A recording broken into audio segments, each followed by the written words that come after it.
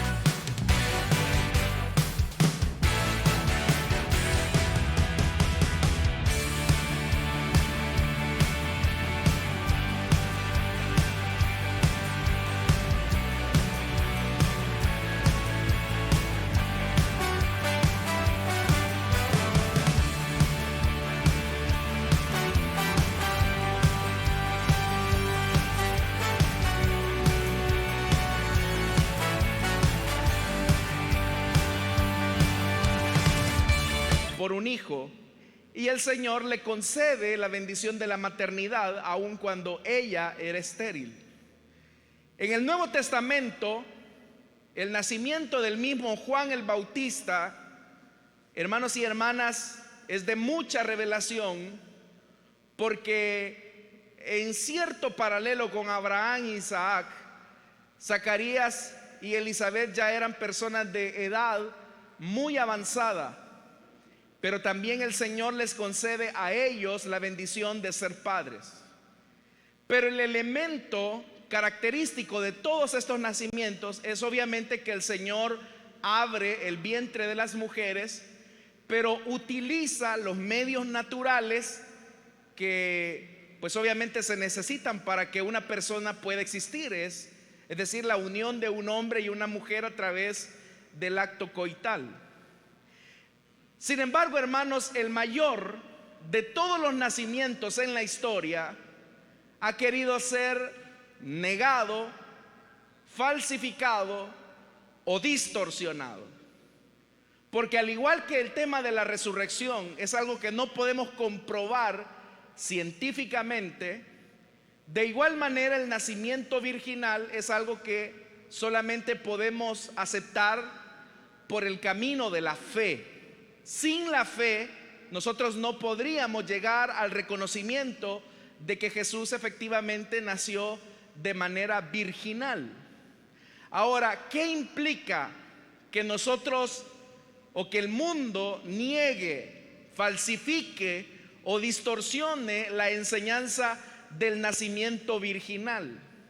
Es decir, ¿cuáles son las implicaciones de negar, distorsionar o falsificar el nacimiento virginal de Jesús? Eso tiene implicaciones, hermanos, que incluso tiene implicaciones directas en cuanto a nuestro tema de salvación. Si nosotros no creemos que Jesús nació de manera virginal, nosotros automáticamente, hermanos, estaríamos en una condición de condenación eterna nuevamente. Y ya lo vamos a ver por qué. En primer lugar, la Biblia nos enseña que Jesús nació de una virgen, es decir, una mujer que nunca había tenido relaciones sexuales y que aún así tuvo un niño. La forma en que esto puede ser explicado, obviamente, es gracias a la mediación divina en el cuerpo de María. Porque todos, hermanos y hermanas, sabemos acá que básicamente para que la vida pueda ser posible es necesario la unión de un hombre y una mujer, porque es el hombre, por ejemplo, el que determina el sexo de un niño, debido a que su identidad básicamente, hermanos, le suma a la mujer no solamente a través de la relación sexual, hermanos, sino que también se identifica, es decir, es el hombre el que determina el sexo de un niño. Pero en el caso acá de la concepción virginal de Jesucristo, vemos que es María solamente la que coloca la parte material. Entonces, ¿quién coloca el elemento que identifica a ese ser que se va a gestar en su vientre, que se va a llamar Jesús de Nazaret, pero obviamente que es un hombre tal y como lo hemos visto en el aspecto humano de él? Y es acá, hermanos, donde se dan ciertos ataques hacia esta enseñanza, porque hay incrédulos incluso que afirman que Jesús en realidad fue un hijo ilegítimo. Hay una leyenda que anda circulando a través de un escritor que enseña que en realidad Jesús fue un hijo ilegítimo porque María fue abusada sexualmente por un soldado romano llamado Pantera. Y eso, hermanos y hermanas, ha sido una mentira que se ha ido diseminando alrededor del mundo para negar el hecho de la concepción virginal por el que Jesús vino aquí a la tierra. Incluso, hermanos, otros van más allá y afirman que en realidad Jesús era un hijo natural, es decir, era hijo de José y de María, pero que en realidad José hubo un momento en que no quiso reconocer a María como su mujer, y que por lo tanto la relación que ellos tuvieron hacía que Jesús fuera un hijo ilegítimo. Ese tipo de ataques viene del mundo incrédulo, porque básicamente ellos dicen: ¿cómo podemos demostrar científicamente que Jesús nació a través de la obra del Espíritu Santo en el cuerpo de María? Lo más triste es que ahora hay también ataques de cristianos profesantes y especialmente algunos teólogos liberales que incluso dicen: bueno, como no se puede comprobar el nacimiento virginal de Jesucristo, en realidad esto no es una enseñanza importante de la fe cristiana. A la fe cristiana ni le va, ni le quita, ni le suma, ni le resta que Jesús haya nacido de manera virginal. Y hay teólogos liberales incluso que desestiman o no le dan el valor al elemento de que Jesús haya nacido de una virgen. Y esto, hermanos, es sorprendente, porque en una encuesta que se realizó, oiga, entre estudiantes de seminarios de teología en los Estados Unidos, se les hacía la pregunta si ellos, estudiantes de teología, creían en el nacimiento virginal de Jesucristo. Y el 58% de los estudiantes creían en el nacimiento virginal de Jesús, pero un 42%, es decir, casi la mitad, no creían en esto. Estudiantes de teología no creen en algunos seminarios de Estados Unidos que Jesús no nació virginalmente. Pero hay una razón, hermanos, de peso por la cual las personas en realidad no aceptan el nacimiento virginal de Jesús. Y la razón de esto, hermanos, es porque el mismo Señor Jesús en algún momento les pregunta a sus discípulos: ¿quién dice la gente que es el Hijo del Hombre? Y es ahí, hermanos, donde usted conoce aquel pasaje que algunos le responden: mira, unos dicen que es Juan el Bautista, otros dicen que es Elías, otros dicen que es Jeremías o uno de los profetas. En todas esas respuestas, hermanos, hay respuestas humanas acerca de él, porque aún, vea esto, aún cuando los nombres que se mencionan son nombres de personas tenidas en alta estima en la época de Jesús, eso no logra responder en realidad la procedencia divina de Jesús.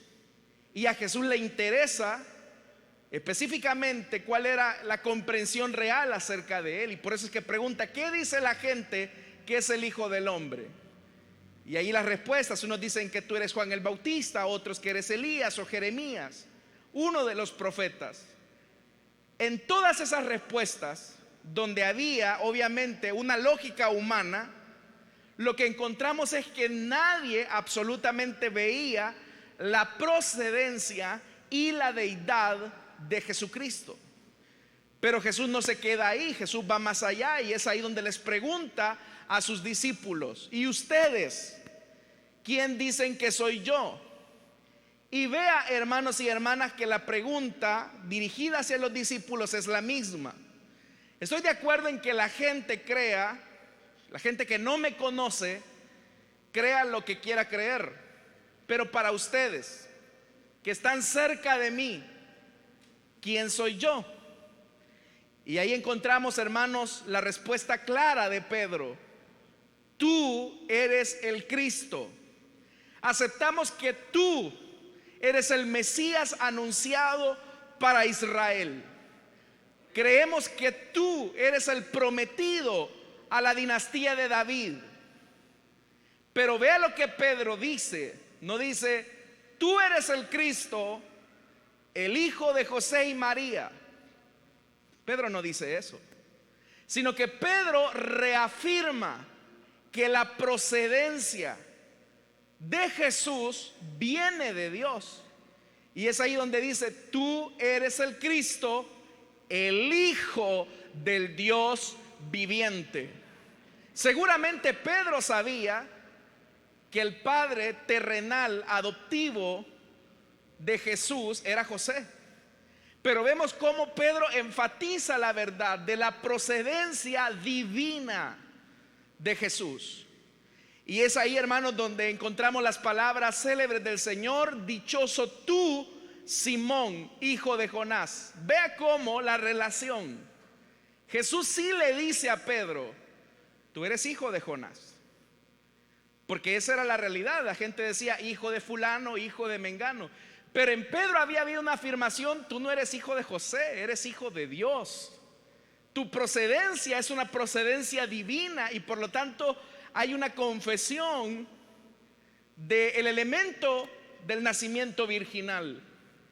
Y Jesús va y le dice: esto que tú has dicho, Pedro, no te lo reveló ningún mortal, sino mi Padre que está en el cielo. Y ve a Jesús como dice: mi Padre que está en el cielo.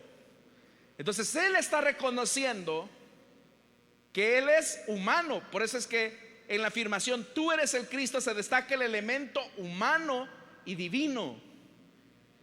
Pero Jesús reconoce y dice: mi Padre es el que está en el cielo. No es José. No es José. Y Jesús va más allá.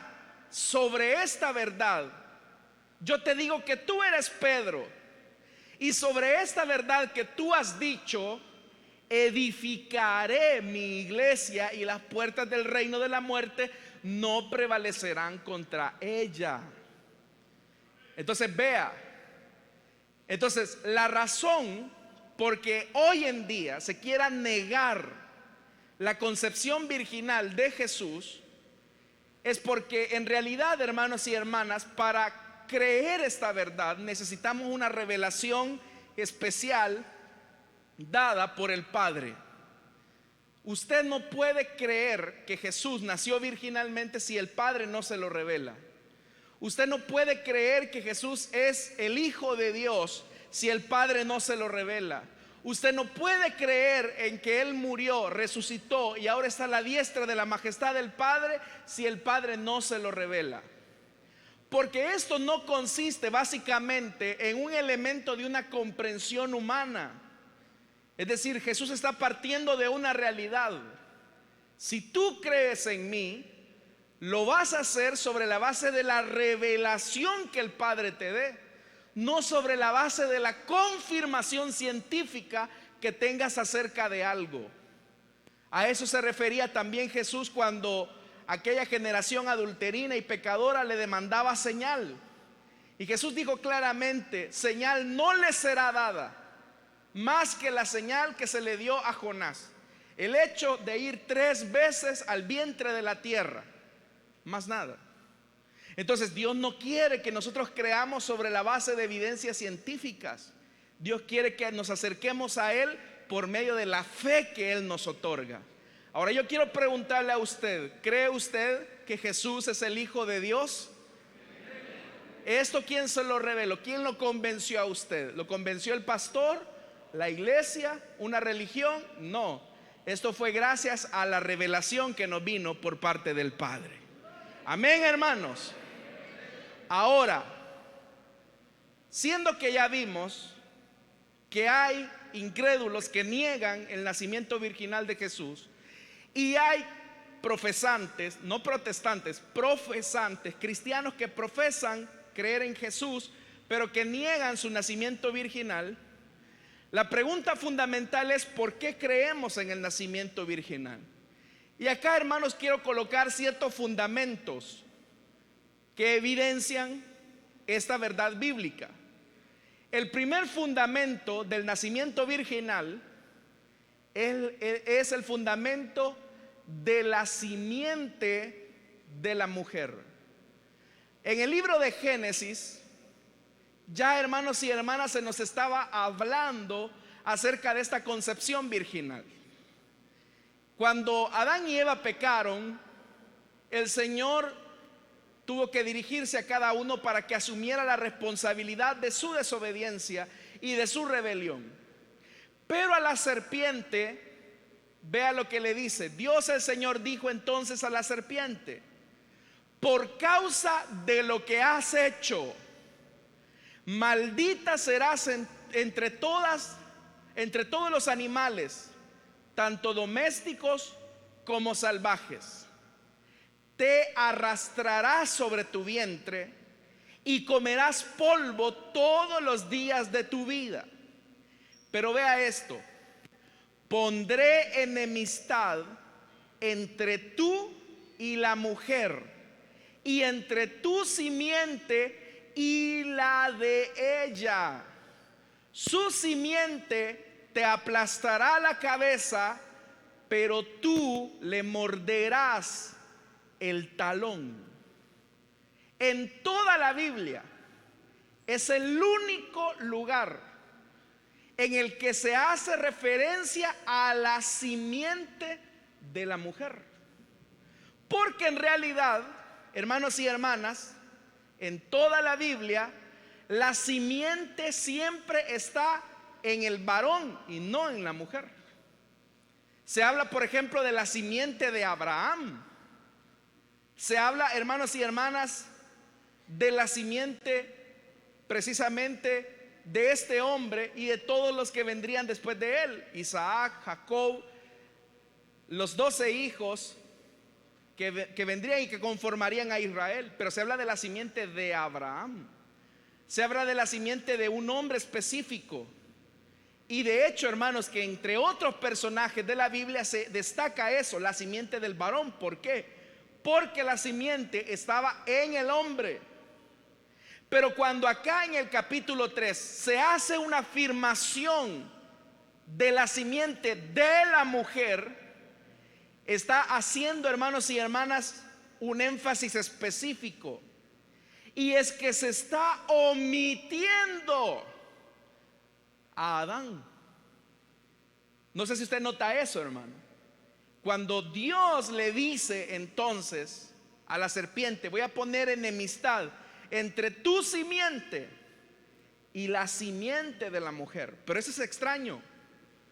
Eso es extraño porque en realidad la simiente estaba categorizada al hombre, porque era el hombre el que básicamente, hermanos, colocaba el levantamiento de una descendencia al unirse con una mujer. Pero aquí, hermanos y hermanas, sin tomar en cuenta a Adán, Dios está dirigiendo exclusivamente a la mujer. ¿Qué significa esto? Que al omitir cualquier relación con Adán, Dios está sugiriendo que el vástago prometido no participaría del pecado de este. Y es acá, hermanos, donde se hace entonces elemental reconocer qué ocurre si una persona, si un creyente o si un incrédulo dice: bueno, si el incrédulo dice: no, Jesús en realidad fue un hombre más, fue un profeta, fue un buen maestro, que nació seguramente de José y de María. El estar aceptando eso implicaría que Jesús es pecador. Y si Jesús es nacido de hombre y de mujer, significaría que su sacrificio o su muerte en la cruz no tiene efecto para nosotros. Entonces ve el peligro de que si yo quito una pieza de la cristología, otras cosas se vienen abajo. Pero ¿qué ocurre si yo reconozco que Jesús vino a la tierra y fue concebido virginalmente? Estoy reconociendo que no hubo un factor de la ascendencia de Adán que interfiriera en ese plan de salvación. Pero también hay un elemento importante, que de la misma manera en que Dios creó a Adán al momento de engendrarlo, también el segundo Adán, que es Jesucristo, fue engendrado por él, y por lo tanto no fue necesaria la mediación de un varón humano. Ahora, si el nacimiento virginal de Jesucristo nos habla de un nuevo Génesis, porque vea, Dios creó a Adán, pero en el caso del Señor Jesucristo, no es que Dios creó a Jesús, porque ya lo dijimos, Jesús es preexistente. Pero la obra por medio de la cual Jesús vino y se encarnó, y el Espíritu Santo, hermanos y hermanas, como lo vamos a ver más adelante en el Evangelio de Lucas, permitió esa concepción virginal. Eso habla de que el nacimiento de Jesús es un milagro. Pero eso también tiene una implicación con nosotros, porque si fue el Espíritu Santo el que cubrió a María, como lo enseña la Escritura y como lo enseñan los evangelistas, eso también nos dice que la nueva descendencia de Adán solamente viene a través de la mediación del Espíritu Santo. Vea, ¿cómo puedo certificar yo que usted es descendiente de Adán y Eva? Porque hubo un hombre y hubo una mujer que un día se unieron, y estos son sus padres, y el resultado de que ahora estemos acá es la unión de ese hombre y de esa mujer, y por lo tanto somos descendientes de Adán. Pero ¿cuál es la evidencia que nosotros somos descendientes del segundo Adán, que es Jesucristo? La evidencia de que somos descendientes del segundo Adán, que es Jesucristo, es gracias a la mediación del Espíritu Santo, que produjo en nosotros el milagro del nuevo nacimiento. Y a eso se refería el Señor Jesús, que los hijos de Dios no son nacidos de carne y sangre, sino que son nacidos por el Espíritu Santo.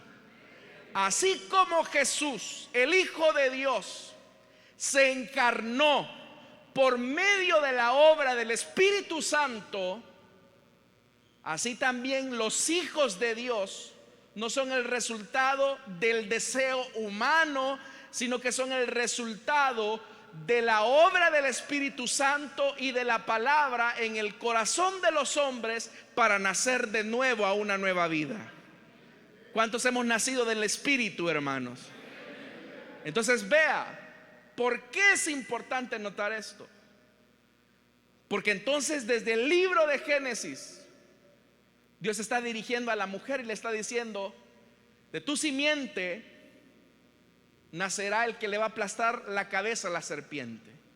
Y para esto Adán no interviene, porque Adán ha desobedecido, ha pecado, ha caído. Y por lo tanto, si yo decidiera unir tu simiente con Adán, nacería un pecador. Pero gracias a mi mediación, gracias a la obra del Espíritu Santo, es que ahora Jesucristo es la esperanza de salvación y de vida eterna, hermanos y hermanas. Segundo fundamento del nacimiento virginal: la señal de Emmanuel.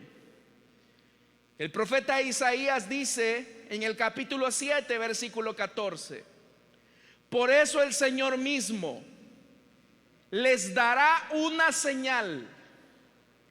La Virgen concebirá y dará a luz un hijo y lo llamará Emmanuel, que significa Dios con nosotros. Los teólogos liberales, cuando leen la palabra virgen, ellos dicen: no, es que virgen se refiere a una jovencita. Y sí es cierto, en parte. Pero la palabra hebrea es la palabra alma. Y la palabra alma se refiere a una mujer joven que nunca ha tenido relaciones íntimas con un hombre. Entonces, ¿cuál es la señal? La señal es que una virgen, alguien que no ha tenido relaciones sexuales con un hombre, dará a luz un hijo. En esta época, o sea, no es, ¿qué es una señal? Una señal nos indica algo. No hay nada de novedoso en el que una jovencita salga embarazada y tenga un hijo varón y le ponga Emmanuel. Seguramente muchas jovencitas en algún momento salieron embarazadas en la época y seguramente le pusieron a su hijo Emmanuel. Pero ¿cuál era? O sea, ¿qué era lo novedoso? ¿Qué era lo extraordinario en eso? Nada. Porque era una jovencita que por tener relaciones sexuales con una persona, con un hombre, tenía un hijo y le ponía por nombre Emmanuel. Entonces no ese es el sentido del pasaje. El énfasis del pasaje está en que una jovencita, siendo virgen, no habiendo tenido relaciones sexuales con varón, da a luz un hijo. Hermanos y hermanas, y usted sabe que eso es imposible, porque se necesita la mediación de un hombre para poder, hermanos y hermanas, que una mujer quede embarazada. Entonces la señal que Isaías está diciendo es: esto les va a servir por señal. ¿Cuándo llegará el momento en el que el Hijo de Dios se encarnará y pisoteará la simiente de la serpiente? Cuando una jovencita sin la mediación de un varón, quede embarazada y dé a luz un hijo, y éste le ponga Emanuel. ¿Y qué significa Emanuel? ¿Qué significa Emanuel, hermanos? Dios con nosotros. Y eso destaca un elemento importante, y es la procedencia divina de Jesús. Es decir, Jesús procede del Padre y no de un hombre. Y esto tiene su cumplimiento en el Evangelio de Mateo. Vea lo que el ángel le dice a María: darás a luz un hijo y le pondrás por nombre Jesús, porque él salvará a su pueblo de sus pecados. Todo esto sucedió para que se cumpliera, oiga esto, lo que el Señor había dicho por medio del profeta. Y vea esto que dice el versículo 23. Es decir, el mismo ángel reafirma la condición de María, que va a recibir un milagro que abriría el curso de la historia para la salvación de todos los que creemos en él. La Virgen concebirá y dará a luz un hijo, y lo llamarán Emanuel, que significa Dios con nosotros. Entonces, hermanos y hermanas, el nacimiento de nuestro Señor Jesucristo fue gracias a la mediación del Espíritu Santo, que produjo el milagro de que el Hijo de Dios se formara en el vientre de María. Ahí no hubo mediación de ningún hombre, sino que fue la mediación directa del Espíritu Santo. Y por eso, hermanos, es que vea lo que dice el versículo 34 del capítulo 8. Aún vamos al versículo 36 del capítulo 8 de Juan. Dice: así que si el Hijo los libera, porque eso era lo que Jesús había venido, serán ustedes verdaderamente libres. Y vea lo que Jesús les dice: yo sé que ustedes son descendientes de Abraham, sin embargo procuran matarme, porque no están en sus planes aceptar mi palabra. Yo hablo de lo que he visto en presencia del Padre. Así también ustedes hagan lo que del Padre han escuchado. Y vea cómo esta gente, hermanos, de manera muy renuente le dice: nuestro padre es Abraham. Si fueran hijos de Abraham, harían lo mismo que él hizo. Ustedes, en cambio, quieren matarme a mí, que les he expuesto la verdad que he recibido de parte de Dios. Abraham jamás haría tal cosa. Las obras de ustedes son como las de su padre. Y ahí se está refiriendo ¿a quién? Al diablo. Ahora vea esto, y eso es lo que me llama la atención. Versículo 41. Nosotros, dice el versículo 41, nosotros no somos nacidos de fornicación. La NBI dice: nosotros no somos hijos nacidos de prostitución. Algunos escritores piensan que esta referencia de los judíos era en relación al nacimiento de Jesús. Es un insulto a Jesús, que le estaban diciendo: nosotros no somos hijos de fornicación. Hemos escuchado que tú sí eres hijo de fornicación. Entonces vemos, hermanos y hermanas, que es la obstinación del hombre la que se niega a creer en esta obra milagrosa que Dios hizo para compartir su salvación con los hombres. Ahora vea, hermanos y hermanas, si aceptamos que Jesús nació virginalmente, estamos reconociendo que Jesús es preexistente y que por lo tanto tiene una naturaleza divina. Es importante que usted tome en cuenta esto. El eterno Hijo de Dios existía antes de la milagrosa concepción en el vientre de María. O sea, Jesús ya existía. Lo que ocurrió en este milagro es que la segunda persona de la Trinidad se encarnó. Pero eso, hermanos y hermanas, nos descubre una verdad, y es que para que Él fuera nuestro Salvador, tenía que encarnarse. Pero para que pudiera encarnarse y cumplir su tarea, tenía que proceder del Padre y no de un hombre. Así que, hermanos, cuán importante es que nosotros entendamos esto. Y por último, siendo que al reconocer el nacimiento virginal de Jesús, nosotros también estamos aceptando su naturaleza divina. No puede ser que alguien diga: yo no creo que Jesús nació virginalmente, pero sí creo que es Dios. No se puede, porque el nacimiento virginal y su naturaleza divina están íntimamente ligados. Usted no los puede separar. Sin embargo, vivimos en un tiempo o en una época donde se quiere deslegitimar todo aquello que no se puede comprobar a través de la vía científica. Pero ya Jesús lo dijo. La única manera en que podemos comprender esta verdad no es a través del intelecto humano, porque, hermanos y hermanas, para nosotros es inconcebible humanamente hablando.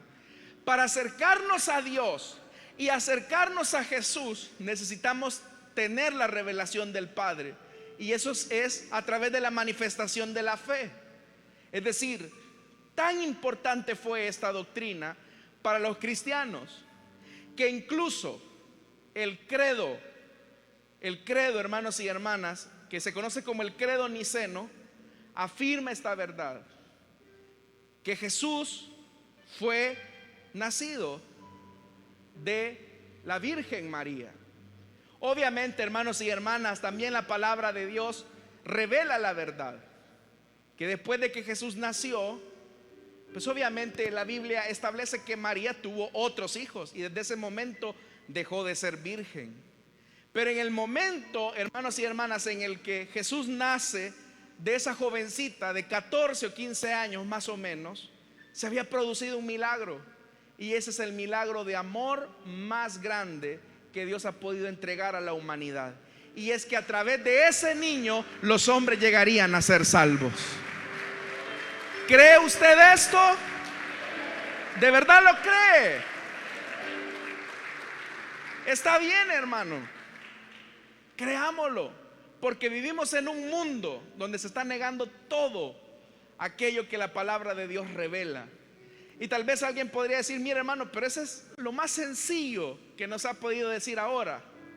Sí, pero yo les aseguro que más de alguno quizás dirá: bueno, ¿y Jesús habrá nacido, no, sí o no, virginalmente? ¿El Espíritu Santo habrá obrado un milagro como la Escritura lo dice en el Evangelio de Lucas? Y solo, hermanos y hermanas, quiero terminar con esto. Vean esto. Dice el Evangelio de Lucas, capítulo 1, versículo 26, y para mí es un texto que sorprende mucho. Y termino con esto: a los 6 meses Dios envió al ángel Gabriel a Nazaret, pueblo de Galilea, un pueblo pequeñito e insignificante, a visitar a una joven virgen comprometida para casarse con un hombre que se llamaba José, descendiente de David. La virgen se llamaba María. El ángel se acercó a ella y le dijo: te saludo, tú que has recibido el favor de Dios, el Señor está contigo. Ante estas palabras, María se perturbó y se preguntaba: ¿qué podría significar este saludo? No tengas miedo, María, Dios te ha concedido su favor, le dijo el ángel. Quedarás encinta y darás a luz un hijo, y le pondrás por nombre Jesús. Él será un gran hombre y lo llamarán Hijo del Altísimo. Oigan, y le llamarán Hijo del Altísimo. Dios el Señor le dará el trono de su padre David, y reinará sobre el pueblo de Jacob para siempre. Su reinado no tendrá fin. Y vea la pregunta de María, es una pregunta lógica. ¿Cómo podrá suceder esto?, le preguntó María al ángel, puesto que yo soy virgen, es decir, no conozco varón. Y vea esto, versículo 34: el Espíritu Santo vendrá sobre ti, y el poder del Altísimo te cubrirá con su sombra. Así que el santo niño, vea esto, todos nosotros, la Biblia dice que hemos nacido en pecado, pero ¿qué se está diciendo de Jesús? Que Él es santo. El santo niño que va a nacer lo llamarán Hijo de Dios, porque no procede de un hombre, sino que procede del Dios Padre, que lo envió a morir por aquellos que Él amó. Amén.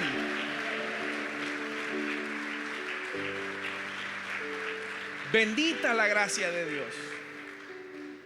Y si hay alguien que acá me dice, demuéstreme científicamente que Jesús nació así, no puedo. No hay evidencia científica.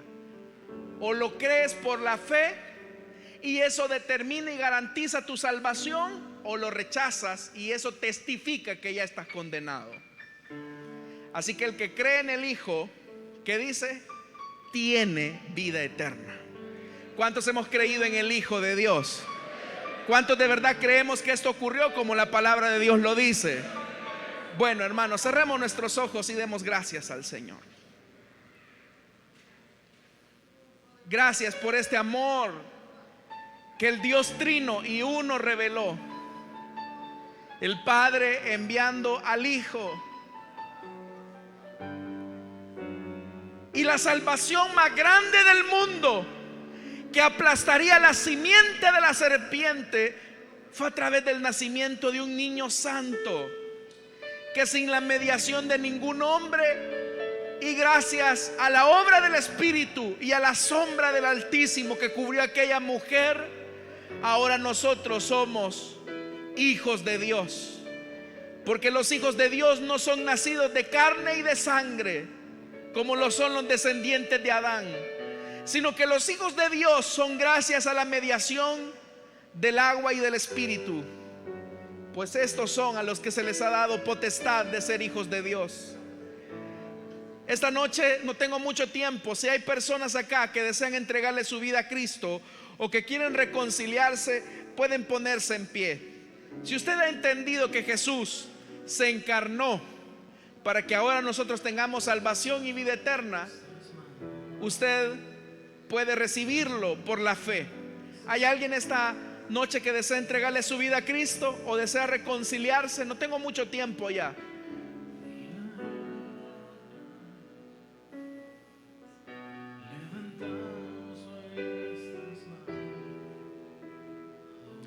¿Habrá alguien?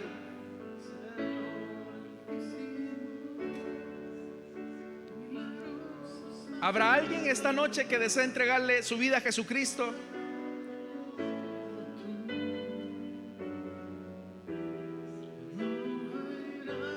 Si no lo hay, vamos a orar, hermanos. Pero demos gracias, porque Jesús no fue un hombre como nosotros, en el sentido que tuviese pecado. Fue un hombre santo, porque Él era Dios hecho carne.